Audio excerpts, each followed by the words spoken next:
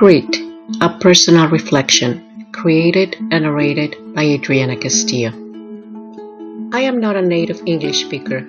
It is hard at times to grasp the meaning of words. Even though I am fluent in the language, I realize that language is more than words. Language is culture, feeling, and context. It is not just a translation of something else.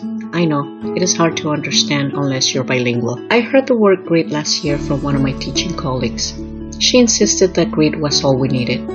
I think I understood that greed meant something good, a desire to succeed. In my language, that means ganas.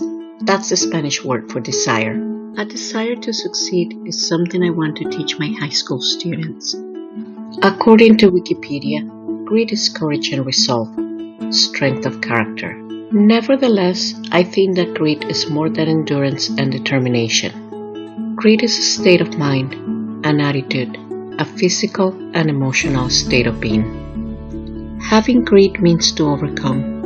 It means to stand strong in the middle of challenges, trials, and tribulations. Suffering builds character. Character is what fuels grit, a desire to move on past our own circumstances. I am familiar with grit. I learn about grit through those whom I love the most.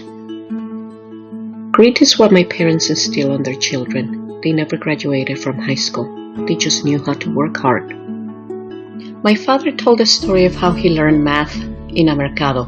Yep, that's a Spanish word for a Mexican market. He never finished elementary school. Dad had a strong work ethic and a desire to succeed. He had ganas. He made a decent salary and we lived comfortably. He had grit. In August of 1999, my father suffered a massive stroke. Half of his body was paralyzed. Doctors said he had a short life ahead of him. I have a different opinion. My father has grit. As of today, he still reminds me of what it means to be strong and courageous.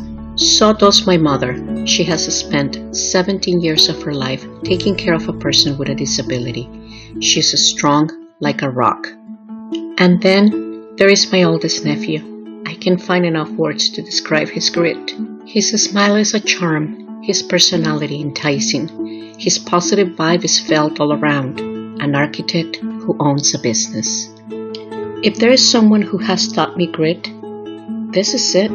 Grit is him. Him is grit. After 20-something years dealing with a debilitating leg condition, my oldest nephew decided to have part of his leg amputated. A cold winter, a foreign country, a foreign language, uncertainty in the outcome. Nobody knew if this was really going to work out. Who chooses that? Who chooses excruciating pain, constant bleeding, and 4 months in a hospital bed in the winter months? This is the true meaning of grit. This is what ganas looks like. Rising above the level of your own circumstances. Grit is not only a fancy educational word that sounds promising. Grit is reality. Grit is a force within us. It envelops our character with the desire to do what we tell ourselves is almost impossible to do. For me, grit comes from something else beyond my own desire. My grit comes from the cross, the sacrifice that God made by giving us His only begotten Son. For me, I can define grit as grace reserved in times of trouble.